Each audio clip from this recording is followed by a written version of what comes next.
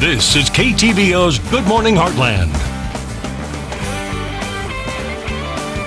I'm joined now by nutritionist and dietitian Carrie Snyder, and she's here to tell us some tips on making healthy New Year's resolutions and how to keep them. So thanks for joining us today, Carrie. Thank you for having me. All right, we'll get started. What are some good New Year's resolutions? Well, a lot of times, more frequently, people will set general like weight loss goals, wanting to be more physically active. But something I really try and help people do is become much more specific with that. So it's not just about becoming more physically active or trying to eat healthier or lose that weight, but really sit down and figure out, okay, what are the steps I'm going to go through to get to that point? So figuring out, almost making a list of, okay, what are their barriers to achieving those things? Because those are then the things that they have to set goals on to try and achieve those resolutions. Because if we have those situations where, okay, we have weight loss, that's the goal, and then the second goal is trying to increase that physical activity and healthy eating, we want it to be long term. We don't want it just be this resolution that's going to maybe last 2 weeks and then kind of go off the schedule. So we want to try and make these things long term. So there's specific steps we try to go through, setting specific SMART goals, making sure they're specific, measurable, attainable or achievable, and make sure they're realistic and have a time stamp on them. Make sure they know when they're going to check back in on those. And that's an acronym you explained to us, this having some SMART goals. Yeah, it's just a general guide that we'll use whenever we're setting a goal. And so something you want to always make sure is it's very specific. We don't want it to just be general.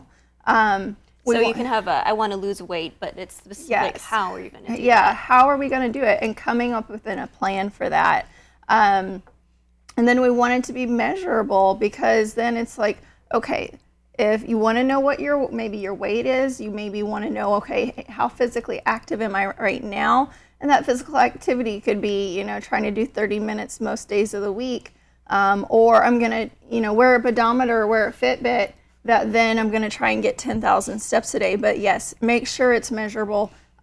Make sure you have accountability, such as journaling, using a MyFitnessPal or something that's a little bit more detailed with a journal.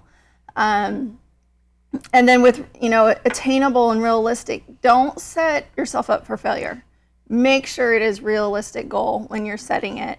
Some people will set a goal of maybe they're not physically active right now, and then they say, oh, I'm going to go to the gym 5 days a week.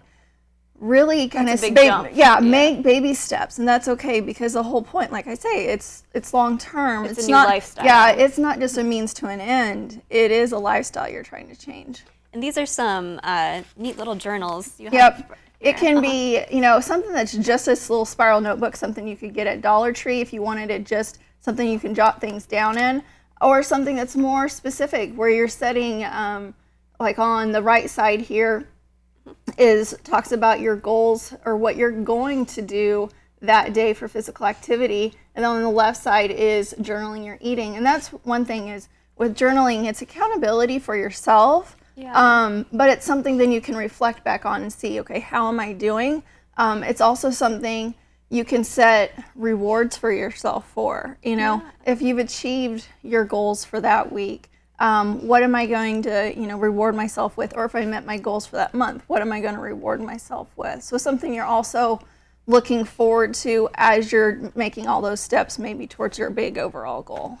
And these wearable pedometers were kind of a fad, but they really work, though. That's a good trend. Yeah, it is a good trend. Whether it's, the wearable pedometer, like that's a little more high tech, like with this one, it can count your stairs, it can count your sleep. But something as simple as just a $10 pedometer from Walmart, that can count your steps and give you some sort of feedback, which is great.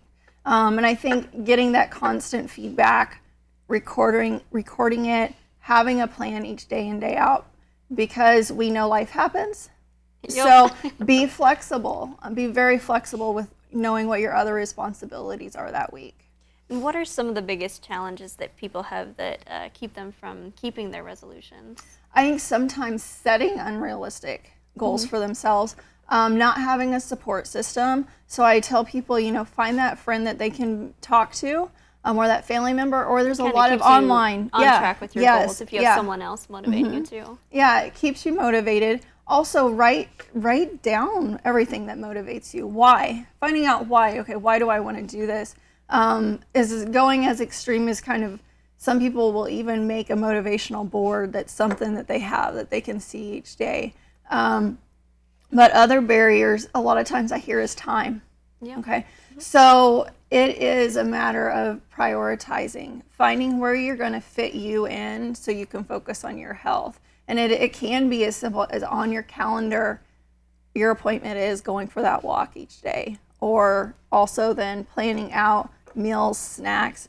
That helps it be a little bit more achievable throughout the week, because you have that plan, you know what you're going to do those different days. All right, some great tips, Carrie. Thanks for being on this morning. Thank you. And we'll be right back.